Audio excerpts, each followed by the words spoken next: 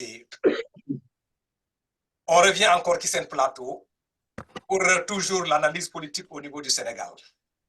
duma yàgg ci sama introduction bi maa ngi nuyu ñëpp di sant ñëpp di gërëm ñëpp tey moom daal ñaari benn sujet lañ fay débattre moom mooy ce qui se passe au niveau du Conseil constitutionnel quoi.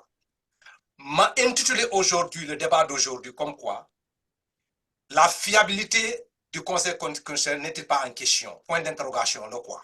boo gisee ma wax loolu parce que boo xoolee résultats yu génn au niveau de la Cour comment dire au niveau du Conseil constitutionnel après nga dem dans les plateaux nga seet les leaders là yoo xamee ne ñoom ñoo déposé seen candidature yi boo xoolee commentaires yu fa nekk des fois tu dis que est-ce que je dois pas faire un recul là ma daal di analyser par rapport à ce qui est en train de se dessiner dans la scène politique quoi.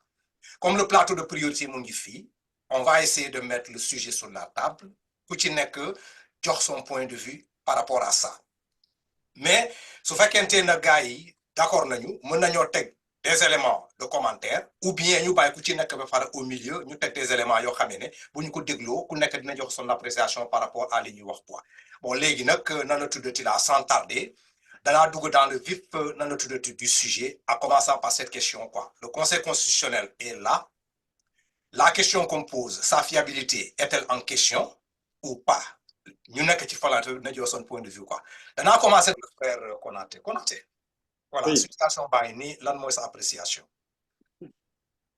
Mais moi, je vais dans le sens de mon terme, hein, tu sais. Hein. Encore faudrait-il définir ce que c'est qu'une fiabilité. Moi, en tant que quelqu'un qui travaille dans les milieux de la technologie, c'est l'aptitude d'un système qui doit fonctionner et qui peut fonctionner pendant un certain temps sans pourtant qu'il y ait des défaillances. C'est ça qu'on appelle la fiabilité. La fiabilité ne veut pas dire tout simplement c'est quelque chose qui se robuste ou quoi que ce soit. Non. Donc, à partir du moment où je l'ai défini comme ça, ce système-là est loin d'être fiable parce que son fonctionnement est biaisé déjà, ni comme antérieur. Alors moi, je vais répondre tout simplement sur quelque chose que j'entends beaucoup dans les réseaux sociaux, auquel je n'ai pas fait très attention. Mais bien le thème, là, je me suis dit, mais voilà, ça m'a alerté tout de suite. Pourquoi ça m'a alerté tout de suite? Parce que j'ai l'impression que ce que j'entends dans les réseaux sociaux, je pense que, et j'ai l'impression aussi que tous les candidats n'ont pas la même clé USB. Je ne sais pas. J'ai l'impression qu'ils n'ont pas les mêmes clés USB. Parce que quand on regarde, il y a trop de différences entre les uns et les autres. Moi, j'ai toujours dit ici, Bakary, je ne sais pas si tu te rappelles, j'ai toujours dit ici, je ne peux pas comprendre qu'à l'approche de chaque élection, il y a toujours, le fichier a été modifié. Tout le temps. Tout le temps. Recensement a été fait, on modifie. Recensement n'a pas été fait. Dès l'instant qu'on commence à parler d'élection, il y a un problème au niveau des fichiers. Et les candidats de l'opposition ont toujours eu des difficultés à obtenir ce fichier-là. Il y a un problème. Après contre-coup, on leur donne les fichiers. Mais quand on regarde au fond, est-ce que c'est le bon fichier ou pas? Non. C'est pour ça que j'ai dit que ce fichier est biaisé. Ça me fait rebondir sur quelque chose. Je ne sais pas, hein, moi, au temps où Senghor était là, j'étais encore trop gamin, les histoires de politique, tout ça, je ne me mêlais pas, je ne sais pas comment ça fonctionnait. De la génération de Abdou Diouf, j'ai commencé à grandir, à suivre plus ou moins les élections. Mais ça me laisse penser dire que je crois qu'il n'y a jamais eu d'élection sincère au Sénégal. À cause de cette histoire de fichiers-là. Jamais il n'y a eu. Je mettrai ma main à couper. Qu'est-ce que vous voulez retracer à faire? Grand Afrique, vous nous collez vos barils. Day bari tout le temps jalgati. Mais cette année, c'est une affaire de dingue. Le pouvoir a le fichier, le bon fichier sans l'ailleurs, les gens n'ont pas. Parce que oui, telle personne est ici, il y a un lot de personnes qui ont été supprimées. Quand je regarde le fichier, ils ne sont pas, alors que je trouve ça bizarre. Non, non, qu'est-ce que j'ai l'impression, qu'est-ce que c'est sénégalais? Mais voilà. D'accord. Et je pense qu'il faut. Bakary, mais non, mais je suis sérieux, ça me fait même rire, je suis sérieux. Moi, je pense qu'à un moment donné, il faut légiférer dans ce sens-là. Qu'à un moment donné, il faut arrêter le fichier. À partir de ce moment-là, mais c'est comme en France. Hein? Jusqu'au 31 décembre, à moins qu'il y ait une dérogation, jusqu'au 31 décembre, le fichier est arrêté. Si tu ne t'inscris pas, tu ne peux pas voter l'année suivante. C'est-à-dire qu'au 31 décembre 2023, Si tu n'es pas inscrit sur les listes électorales, tu ne peux pas voter en 2024. On a voté 2024. La semaine dernière, on disait, et d'ailleurs, quand tu t'inscris le 31 décembre 2023, le 1er décembre, le 1er janvier 2024, tu es sur les fichiers. Tu vas à ta mairie, on te trouve ton nom, Bakary Kamara, date de naissance, adresse, on le retrouve dessus. Donc, automatiquement, tu peux voter. La semaine dernière, il me semble que disait que si tu inscris sur les fichiers vélotoires, tu ne peux pas parrainer quelqu'un à partir du moment où tu n'as pas voté. On en a discuté. C'est vrai qu'on ne s'est pas attarder sur les discussions parce que l'émission avait déjà pris un peu de temps. Mais une fiabilité ou pas, moi, ce fichier-là, c'est un faux fichier. C'est ce, on n'a pas donné de fichier sincère aux autres candidats. Voilà, c'est tout ce que je pense. Parce que, parce que il y a des personnes qui ont ramené zéro faute dans le parrainage. Zéro faute dans le parrainage. Ceux qui ont de la bouteille, nous, Mimi Touré, qui, nous, Tcherno Alassane Salak, nous, Sénégal. Mais c'est une affaire de... Tu te dis, mais ces gars-là, est-ce que c'est la première fois qu'ils font le parrainage ou c'est très bizarre, c'est très particulier. Très particulier. Ça veut dire que ce fichier-là a été tripoté plusieurs fois en fonction des candidats. D'accord. Okay. On reviendra sur le deuxième tour qu'on a été. Papsa, attention là. Tu fais des erreurs et tu n'as pas compris. Les gens qui ont des problèmes dans ces pernas-là, le nuit joy tout. Tu es en train d'expliquer la situation qui est un angle. Ce ne sont pas, c'est pas parce que le fichier comporte des gens qui ont des cartes électeurs et qui ne sont pas inscrits. C'est pas ça. Ce serait le deuxième point parce que tu parles qu'il faut s'adresser au digital natif langaiwa. Le parti de PASTEF là, c'est l'exemple le plus comment dirais-je là, pour t'expliquer le digital natif. Parce que les gens qui se trouvent ici, c'est digital langaiwa. Ce sont des jeunes qui sont là-bas, qui sont nés avec. Donc, légui, dans ma tech le truc là, quoi, ben élément. Nous expliquer les problèmes, les questions opinion. Pour moi, c'est une différence. Les gens ont leur part. Ce qui s'est passé à l'intérieur, ensemble. Après, on a le deuxième tour, son truc là, quoi, son commentaire là par rapport à ça. Si je prends l'exemple, il y a des doyens d'âme qui ont gis. Dañuy ni Anta Sall mi numéro d'identité bi la warona am te yeen bi ngeen joxe te bi ngeen joxe ni Aminata Mbodj moko mom nenañu bi lañ leen jox waye bi la waron bi ngeen joxe wa bi la warona don te bi Aminata Mbodj moko mom xawmu ndax xam nga limu wax dam buma jëlé ki ni mu ni li mu wax ni Aminata Mbodj mi mu wax suma jëlé Aminata Mbodj mi lii mooy fichier bi nga xam moom la ñu rejeté fële ca Louga Aminata Mbodj mi su ma jëlee fichier bi nga xam ne si ni ñun moom la ñu déposé conseil constitutionnel bii Louga baa ngi nii su ma ko xoolee ñu ñëwaat rek def benn exemple dong laay wane ndax temps amul xoolal daam Aminata Mbodj mi mu ñu nii Aminata Mbodj mi ngi nii fichier bi man moom la ñu dugal ak suñuy équipe ak coalition bi Aminata Mbodj mi mu ñu wax xam nañ ko ñun moom la ñu dugal Aminata Mbodj lañ bindoon ñoom ñu ni ñu numéro bi ngeen dugal Anta Sall moo ci nekk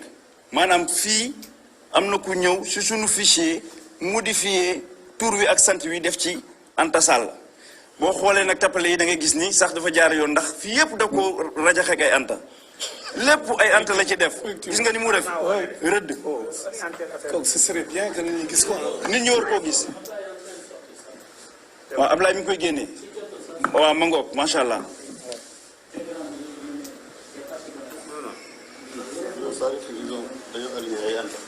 ma ngi nii nañ ko jël dañoo tiire Anta def ci ay Anta yu bare bare ni ñu ki ngeen joxe yéen Anta nangam ngeen wax xoolal bu ma jëlee beneen exemple Anta Mbaye mi mu wax nii daal ni ma numéro Anta Mbaye la ma wax ni ma ni Anta Mbaye numéro bii nga joxe te numéro bii la waroon a doon ah daal di numéro boobu nag bu ñu fa demee Aminata Diop la xoolal ma jël numéro bi ma wax ni ma moom la waroon a doon numéro bi ma wax moom la waroon a doon su ma demee ca fiche Louga ba xoolal fan laa nekk xoolal ligne bi ma nekk El Hadj Malick Aminata Diop ma xam ko bu baax. mu normal am pièce d'identité Aminata Diop mu ni man ba may bind ak suñuy équipe ba ñuy bind Aminata Diop bind nañu li ñu war a bind lépp date d'expiration beeg yépp waaye dañoo ñëw bind Anta Sall Aminata Diop ba Anta Sall noonu la demee ci li nga xam ne si ni mooy numéro d'identité non connu de la même manière su ma demee ci beneen bi nga xam ni mooy ma jël rek bu mujj bi ndax temps bi amul date d'expiration non conforme bi nga xam ne si ni date d'expiration ku ne xam ne ne ren ci parrainage ren bi moom moo doon discriminant bi moom mooy mbir mi nga xam ne dañ ko cee dugal bëgg kenn ku nekk koy seeti nga dem ba gis ko ndax boobu mënoo koo tappale ndax dañuy bëgg ñu ni ah kii kat li nga joxe baax na discriminant non conforme mu ni ma conseil constitutionnel nee na ma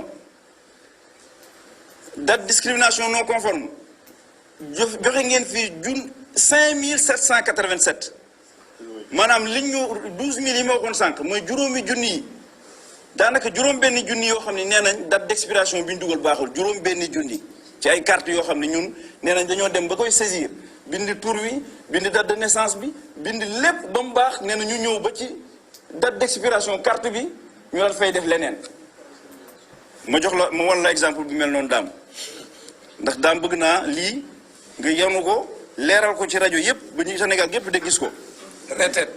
retet waaw aha xoolal su ma ñëwee ci discriminant non conforme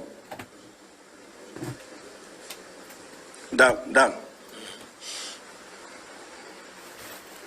discriminant non conforme nee na ma ku ñuy wax Astou Fall numéro d'identité am te dëkk Louga te xam naa ni bu ma wootee Astou Fall sax du ku may xam lay doon te Louga moom ñëpp xamee njàmbur nee na ku ñuy wax Astou Fall numéro d'identité numéro électeur am nekk lii ñu xam ko nee na date d'expiration bi ma def 27/07/2027 laa def te 13/06/27 la waroon a doon yaa ngi dégg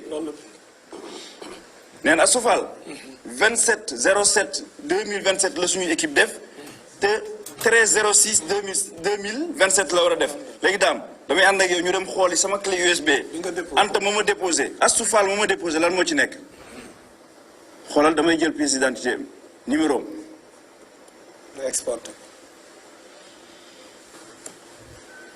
xoolal maa ngi ci ligne bi Astou Fall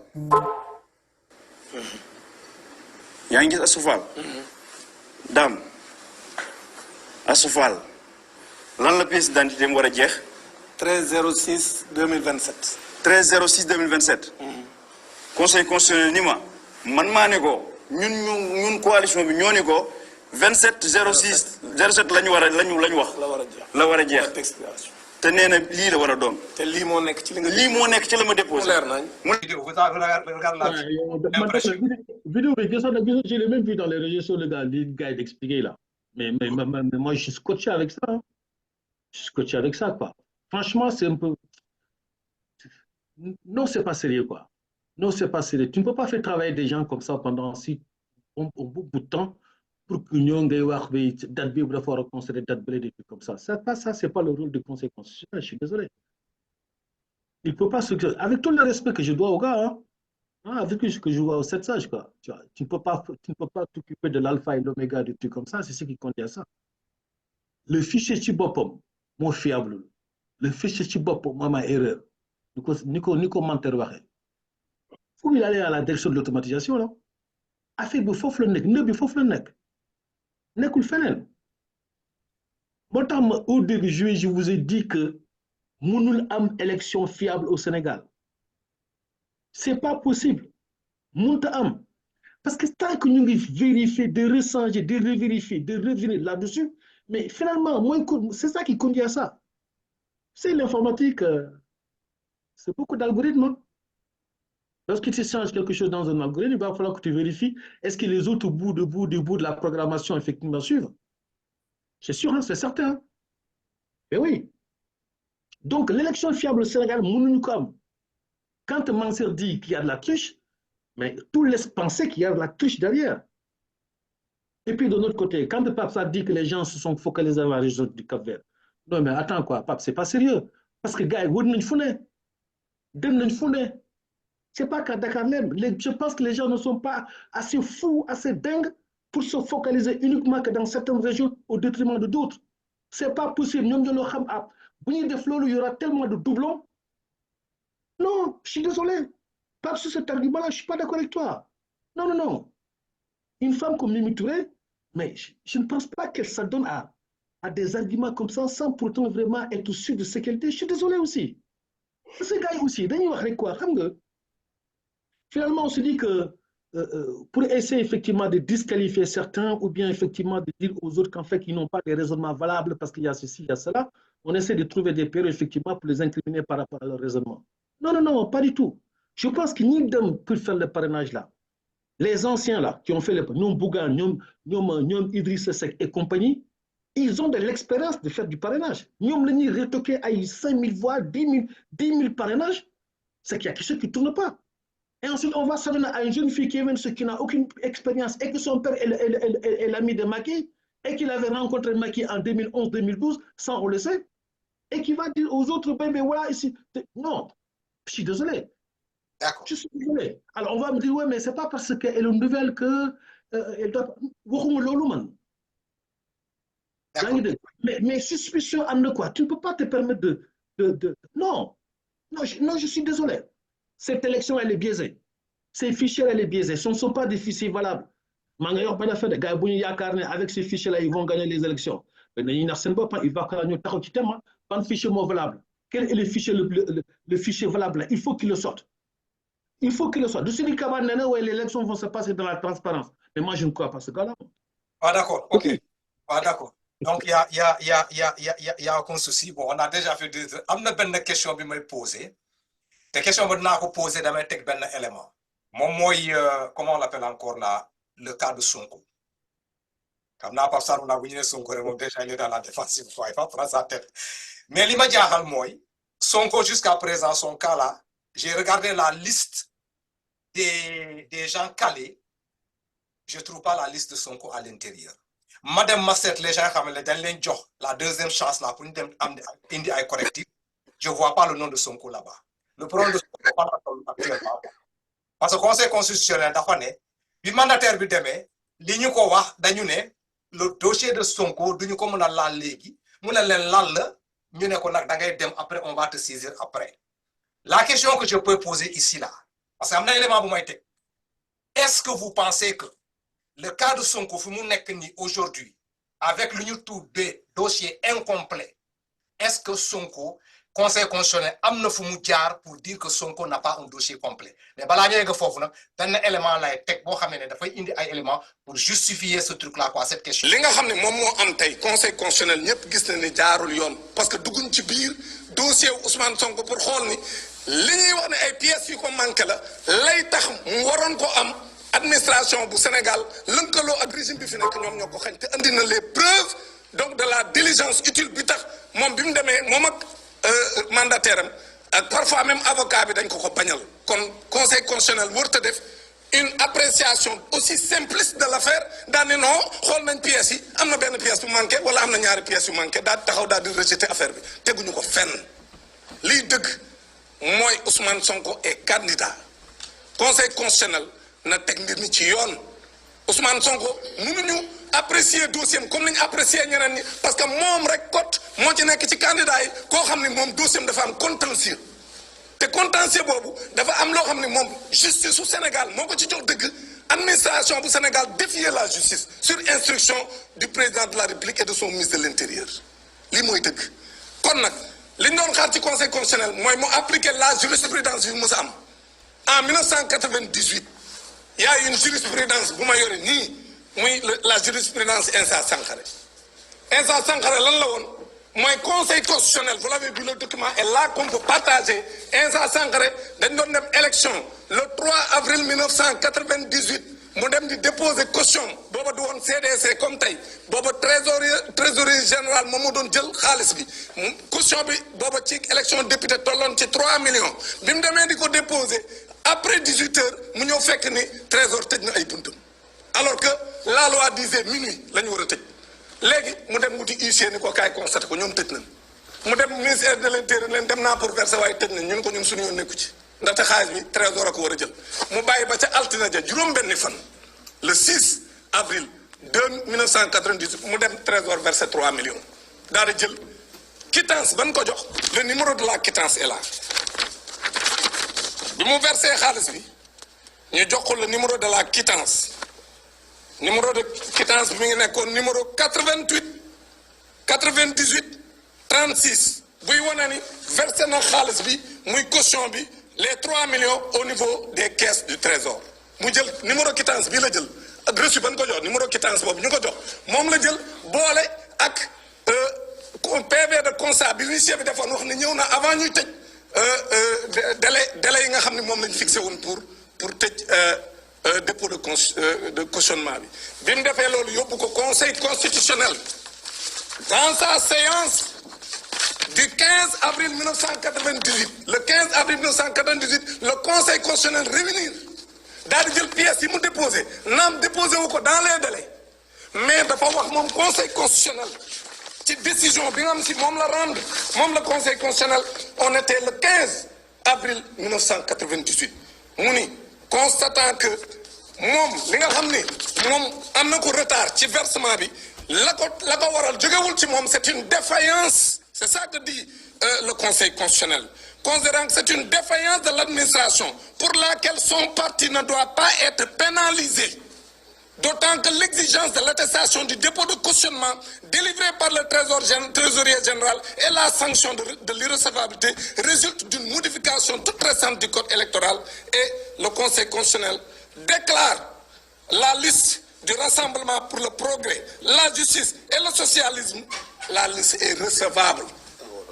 mu ni kon nag dafa seetlu ni lii nga xam ne moom lañ teg mandataire liste bii en 1998 mu ne naam versé wu ko ci délai yi ba mu koy versé délai ba jàll na parce que ajjuma la woon ñetti fan ci weeru avril ca minuit trésor tëj avant minuit dem ñoom agent yi trésorier dem ñibbi moom mu ñëw war a versé ñu bañal ko mu dem daa dem versé ci altine juróom benn fan ba mu ko defee yóbbu ay këyitam wone loolu la ñuy wax les diligences utiles woneel am les preuves que moom li mu versé mënu ko woon a versé àjjuma waaye altine la ko mënoon versé waa léegi lan nag conseil constitutionnel bii defoon loolu tey Ousmane Sonko pour les mêmes raisons mu dem pour jëlee ay fiches de parrainage am ñu xañ ko parce que ca ba ñuy waajal parrainage bi dañoo wut ay numéro parce que lañ ci doon wut mooy Ousmane Sonko lañ bëggoon bloqué lépp dañ koo waajal pour que bu amul numéro mu defaree fiche boppam bu nuroog fiche yëpp parce que fiche Ousmane Sonko moom fiche yëpp a nuroo lenn rek la amul mooy numéro parce que ñoo ko bañ a jox léegi bi loolu amee kon conseil constitutionnel amoon na toutes les preuves pour étudier le dossier de Ousmane Sonko te gëm nañ ñun ni conseil constitutionnel loolu lay def. D'accord Konaté. Oui, mais moi je dirais tout simplement que le conseil constitutionnel défendait que le dossier de Ousmane Sonko est incomplet, non? C'est pas ça? waaw ki réponse bi loolu lañ joxe nañ ko foofu daal ñu ne bon. mais moom la ñëpp di wax. Et je vous pose la question, vous pensez que le mandataire et les avocats de Ousmane sont assez pour aller déposer un dossier qui n'est pas complet? Vous croyez ça en vous? Donc sincèrement. Oui, c'est parce qu'il n'a pas eu le récépissé effectivement de la CDC. D'où la jurisprudence Dambo Donnoir là, tout à l'heure. Oui, c'est ça.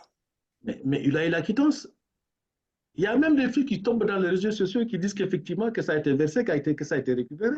Mais en fait, moi je ne suis pas du tout ça.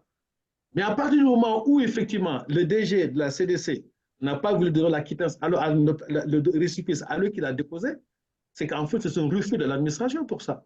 Ouais. Et je pense que les avocats d'Ousmane Sonko, ils ont fait le nécessaire, aussi bien à la direction générale des élections. Et d'ailleurs, Ousmane Sonko est toujours inscrit sur les listes électorales. Ouais.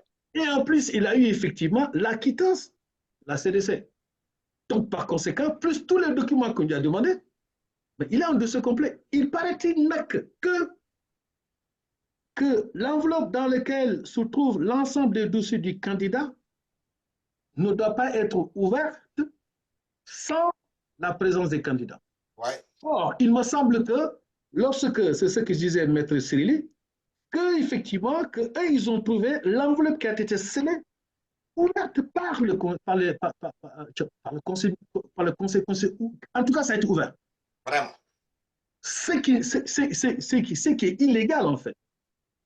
Maintenant, vous manquez de dossier, alors que lui, ils ont déposé un dossier qui était scellé.